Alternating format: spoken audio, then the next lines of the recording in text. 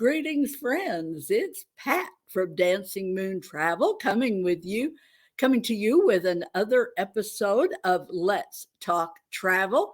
We welcome those of you who are viewing live. You'll want to stay tuned for an opportunity to win this evening's giveaway. And if you're tuning in and catching us on an instant replay, we welcome you as well. I'm really excited this evening to be welcoming our longtime client, Susie Moore, and she is going to be sharing with us about their trip to Scotland.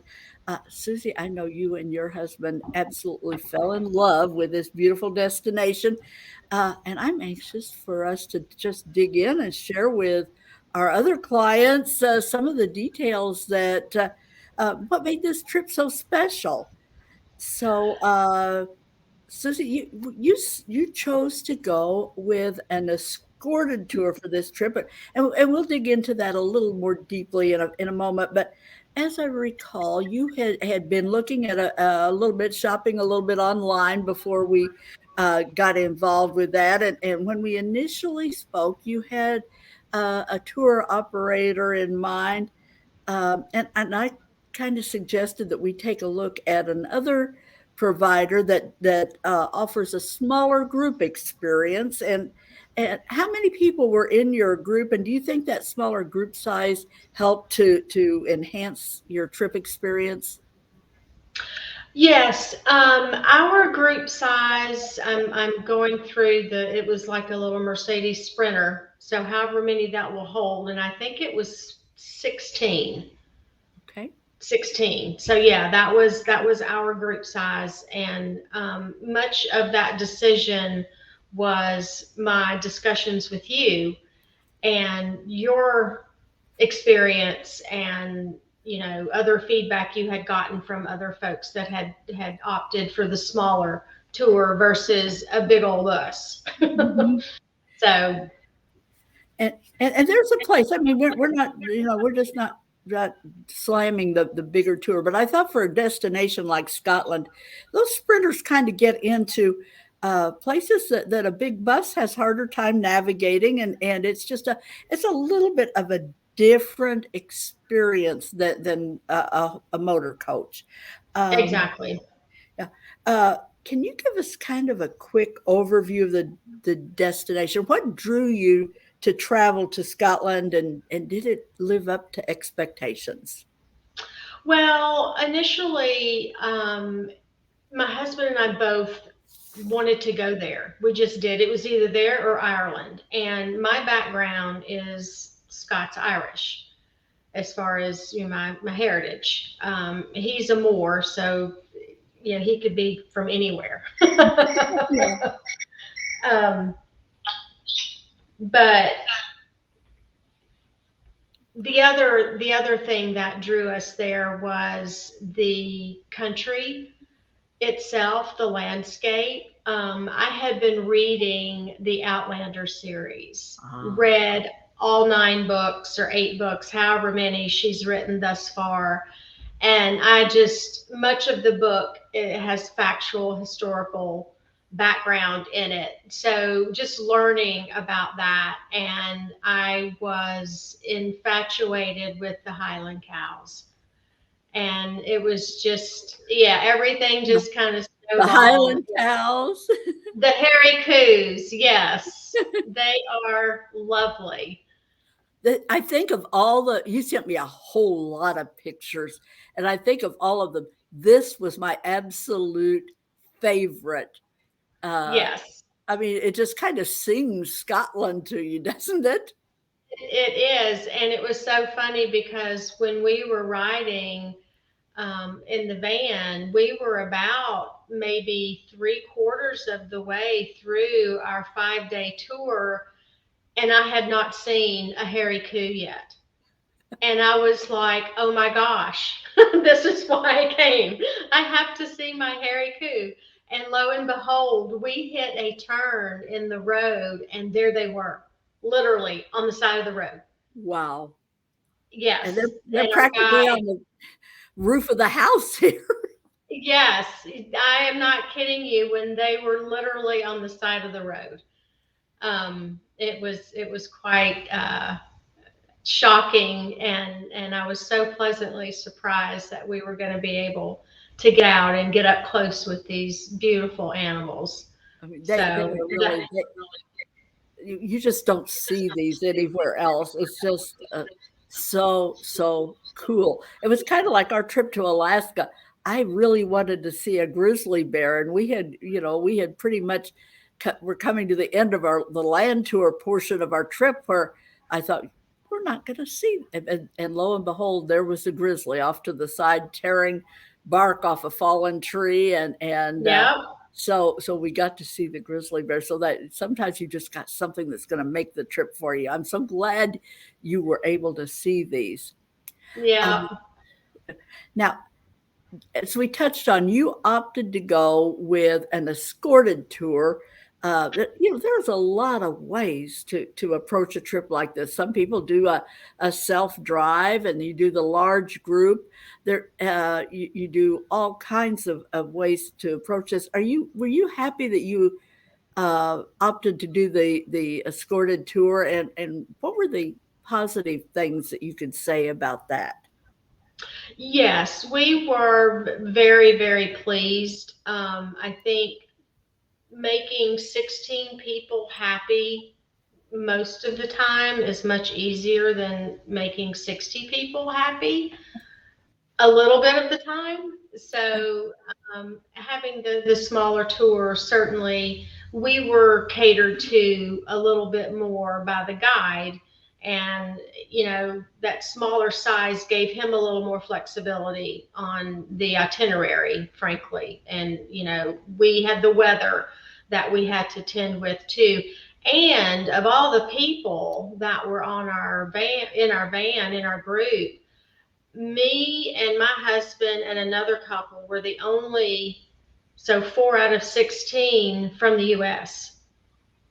Okay, so Everybody else, they were from different countries, different continents, even. I mean, it was a really nice mix of people, and we were able to share cultural things, and we just had a lot to talk about. So that was huge. So that's a great interaction.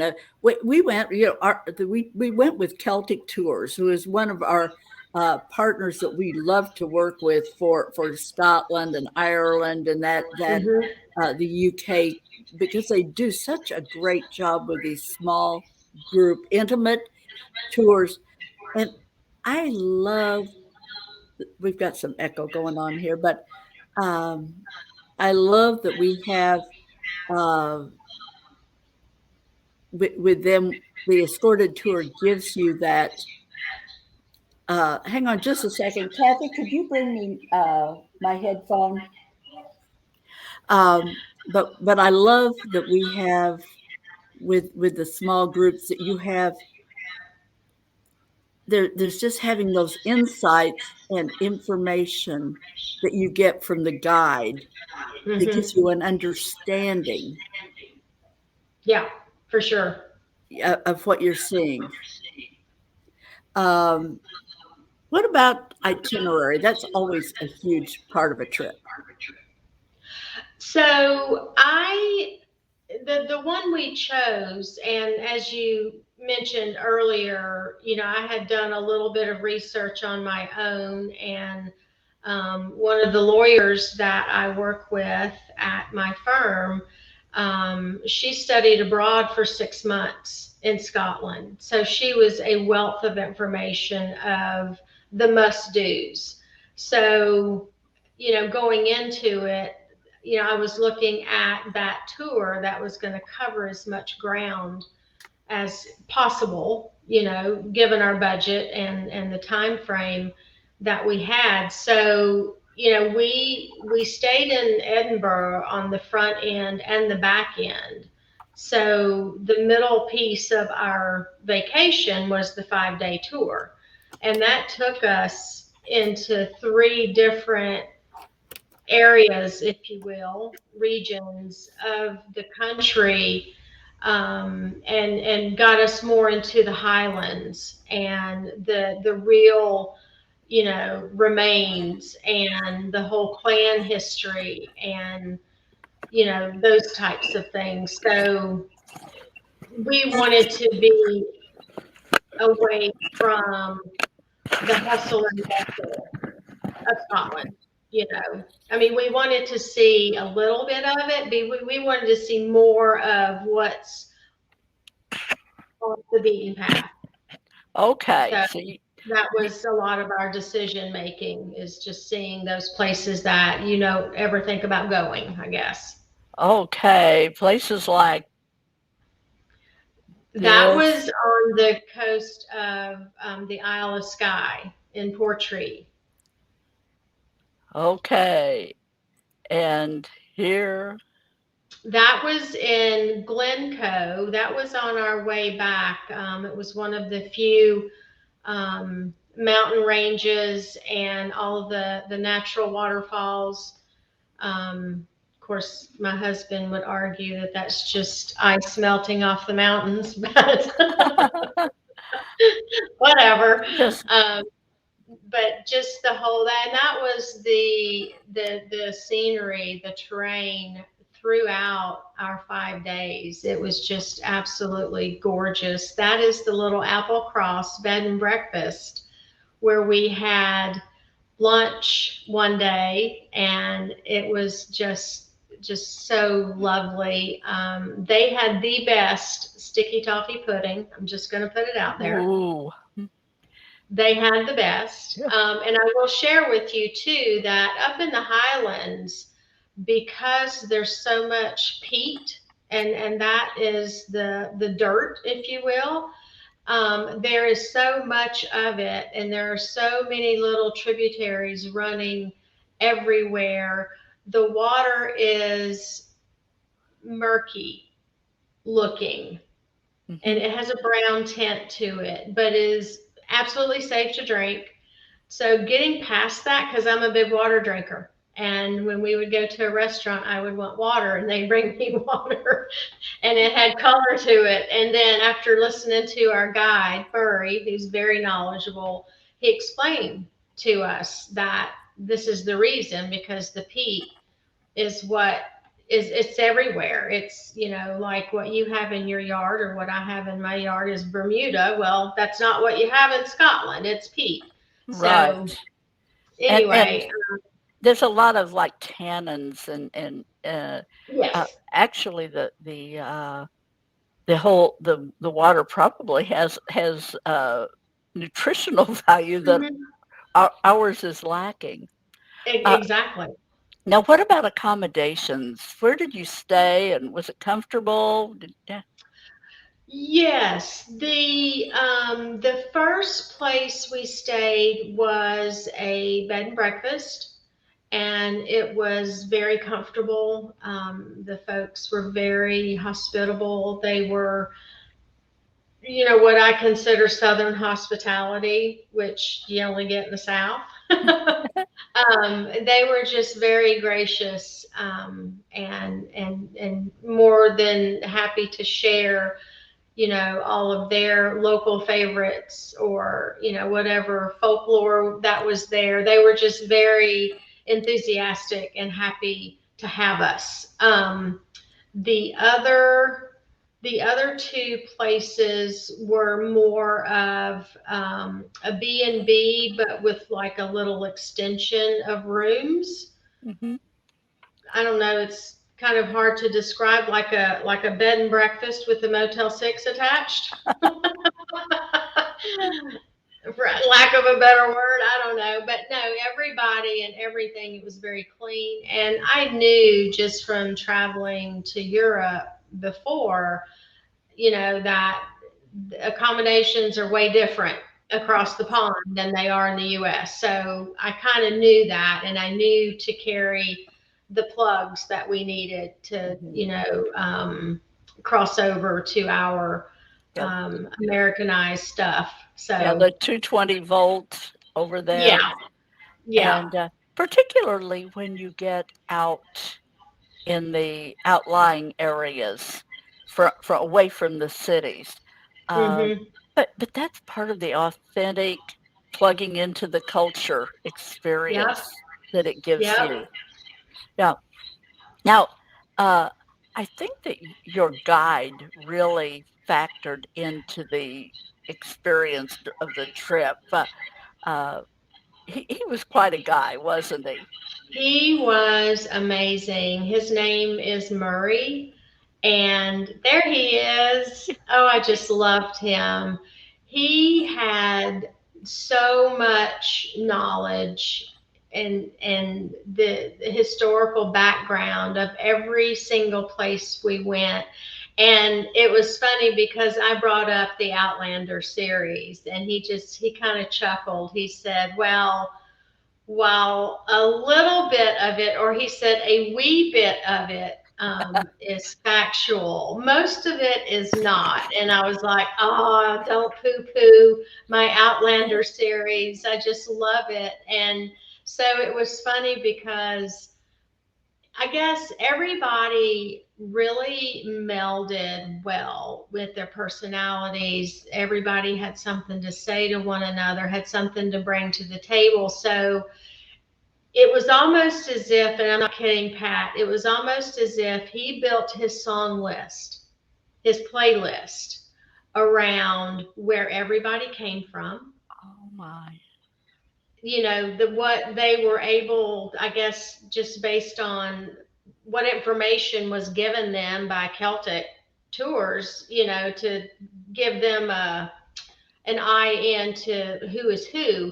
But I mean, when we would be driving through the rain and the sun would come out, he would play "You Are My Sunshine."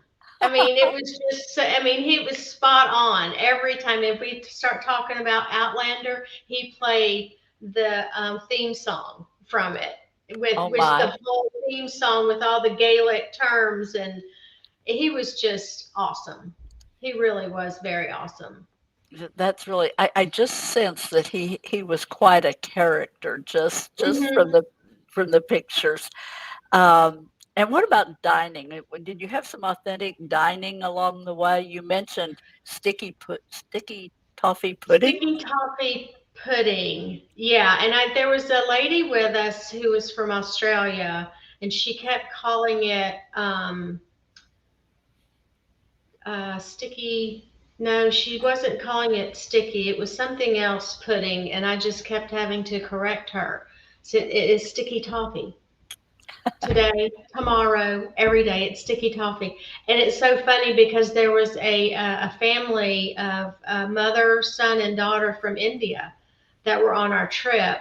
And one of their last meals, they finally ordered the sticky toffee pudding and came up to me afterwards and says, "Oh my gosh, that is the best thing I've ever eaten."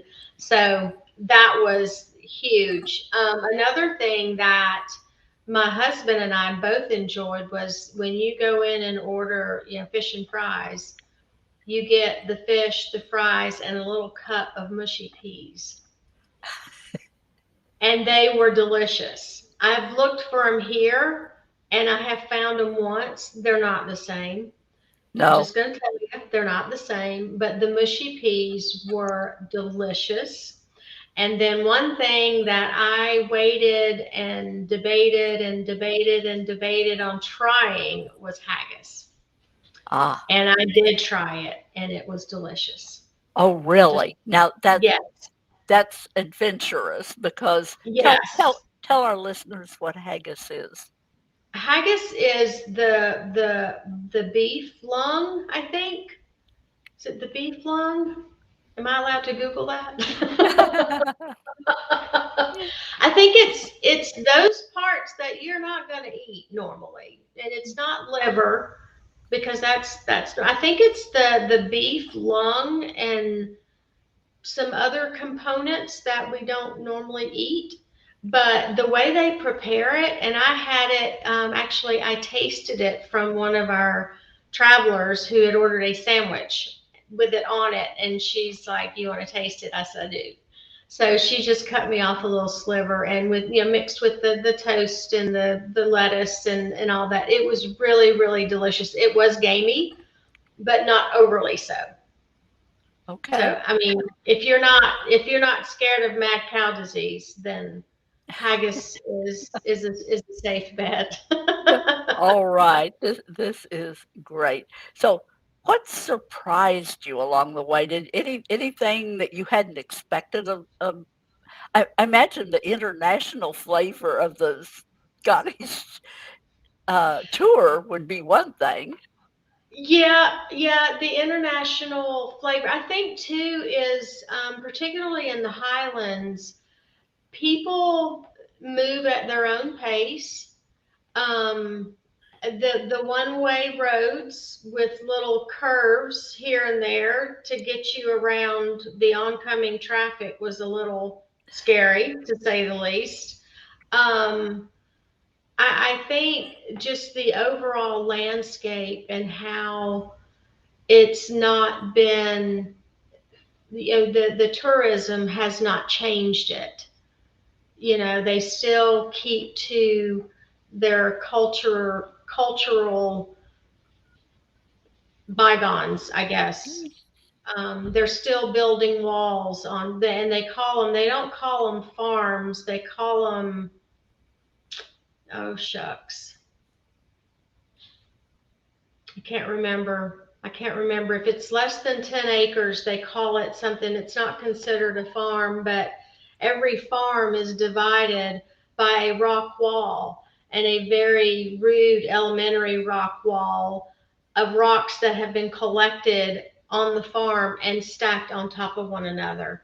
And over hundreds of years, with the elements, the snow, the salt, the whatever, in the air, it compacts these rocks to where you can't knock them over. Yeah. It's just unbelievable. And then the amount of sheep that run wild.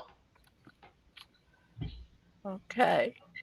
So, uh, it just sounds so enchanting. I'm wanting to pack my bags and head out. Uh, I want to let our listeners know that travel to the UK, including Scotland, is now open for booking without quarantine for vaccinated travelers. Requirements are really quite manageable. You have to do the online passenger locator form, which virtually every destination is requiring Yeah. these days. You have to submit a test on day 2, and I think most places you can actually do that right as soon as you land. You don't have to wait until the second day. You can do it Okay. at the airport frequently when just right when you land. Unvaccinated travelers, you have you're going to have to quarantine. So it's just not a destination for the unvaccinated at the present time. But Right. it's possible to travel and really pretty easy right now. And the destination awaits you next summer would be a wonderful time. What time of year did you go, Susie? I can't remember. Yeah, we went the last, let's see, August 26th.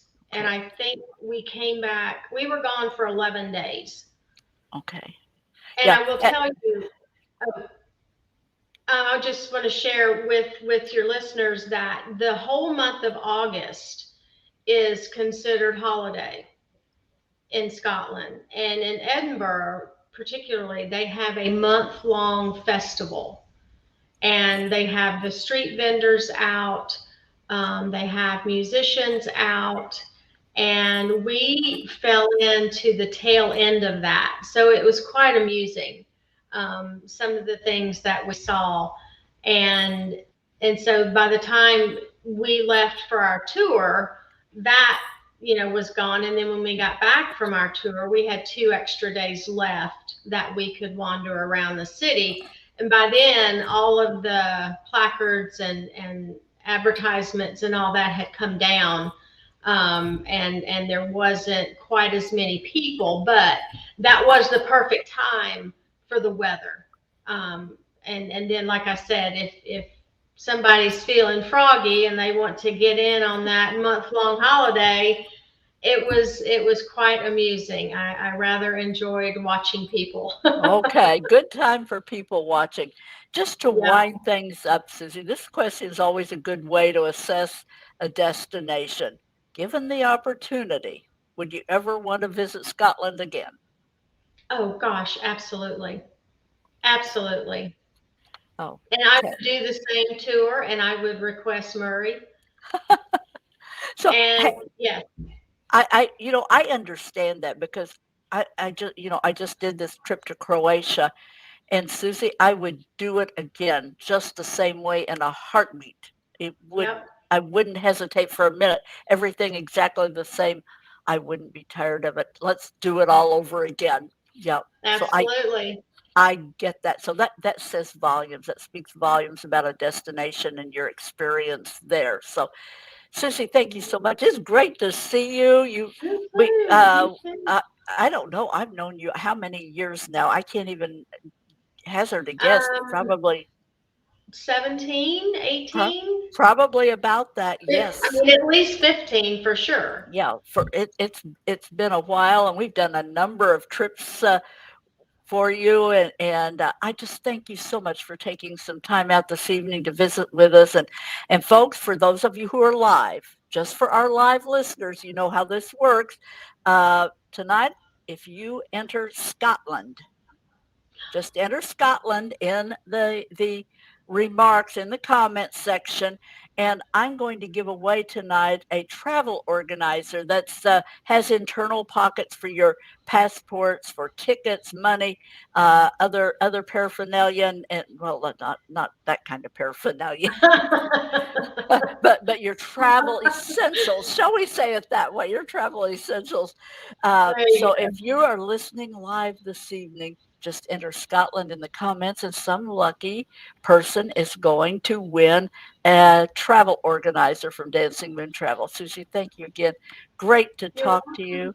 You You guys too.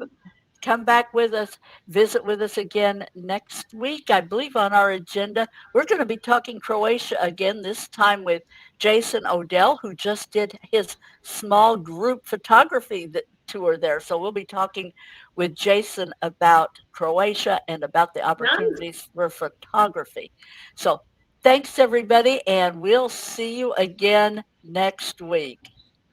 Bye.